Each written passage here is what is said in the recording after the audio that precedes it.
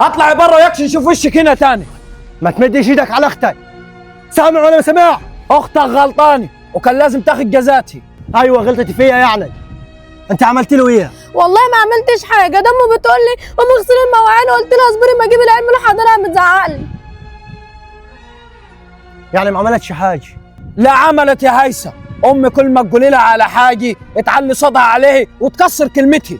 طب انت شفتها كسرت كلمه امك؟ ما كسرتهاش. وبعدين طول ما شفتش بعينك ما تظلمهاش. ده هي هتقول لك راحت تجيب عيالها من الحضانه عشان انت في شغلك، فامك مش عارف اتبلت عليها ولا قالت ايه بالظبط. اسمع يا هيثم، لغايه كده وقف. امي مره كبيره عمرها ما تتبلى عليه، وهي شوف ليها كم سنه عنديني حدش يغلط فيه. لا انا اللي مظلومه في البيت ده انا اللي بخدم وبكنس وبمسح وبطبخ، وامه جايه عليا واخته جايه عليا وساكته ومستحمله، وفي الاخر تعاملوني بالمعامله دي. يبقى اختي ما غلطناش ولا ما تتبلاش عليكم لو سمح الله.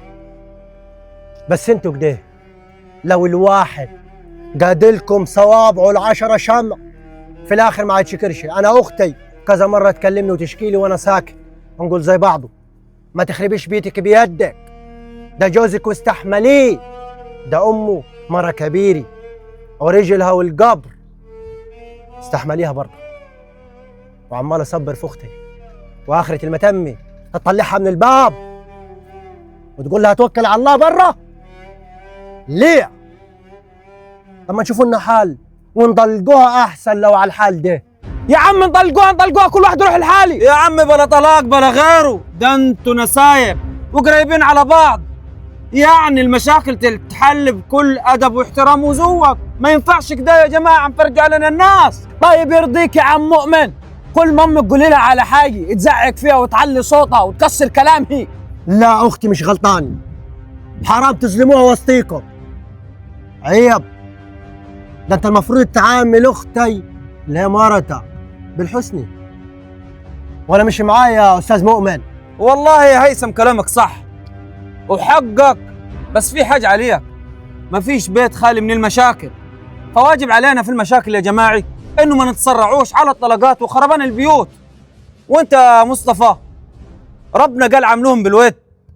بسم الله الرحمن الرحيم: ومن آياته أن خلق لكم من أنفسكم أزواجا لتسكنوا إليها وجعل بينكم مودة ورحمة. صدق الله العظيم. وغيرك دي يا أستاذة رحمة، تعاملي أم جوزك في البيت كأنها والدتك، يعني كأنها أمك بمعنى أصح. ربنا قال: وقضى ربك ألا تعبدوا إلا إياه وبالوالدين إحسانا. اعتبريهم زي والدينك بالظبط. مش عايز اوضح لك اني، وان شاء الله ربنا يهدي السر، ومش عايزين تسرع. وبعدين انتوا نسايب.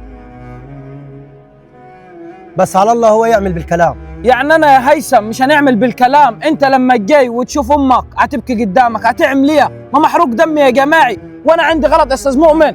والله يا جماعه انتوا التين غلطانين، هو الموضوع بس جاء سوء فهم شوي مش اكتر. وبعدين بسيطه الامور. خش يا رحمه انت على بيت جوزك يلا. وبعدين في حاجة عاوزك تفهمها يا أبو نسا. أولاً مرتك لازم تعديلها، أيوة، ما تقفلهاش على الوحدة، وعاملها بالود وبالحسن هي أمك، وما تزعلش حد فيهم، ولا تبدي أمك على مرتك ولا تبدي مرتك على أمك. يا هيثم أنا ما بديتش، أنت حط نفسك مكاني. لما تخش البيت وتلقى أمك هتبكي قدامك، أنت هتعمل إيه يا أخي؟ هنزعل زعل واعر كبير كمان. بس المفروض زي ما قال الأستاذ مؤمن ما فيش بيت خالي من المشاكل، والطلاق مش بالساهل، وخربان البيوت حاجة عفش. وبرضه يا أستاذ هيثم واجب على أي واحدة في البيت تعامل حماتي اللي هي يعتبر أمها بما يرضي الله، ما تقفلهاش على الواحدة. ما هم الجماعة الكبار برضه لهم عذرهم ونستحملوهم، وربنا يهدي السر إن شاء الله. اللهم امين. تعالوا اتفضلوا. الله يخليك. بارك الله فيك. لا ما انا هاخذ هيثم وراح البيت. والله يا الجو. السلام عليكم. والله يا الجو حلفت من والله. ربنا يهدي سركم ان شاء الله ويبعد عنكم الفتن. الفتن هتخرب البيوت او السريع والله. ويبعد عنكم الفتن. الفتن هتخرب البيوت او السريع والله. الفتن هتخرب البيوت او السريع والله.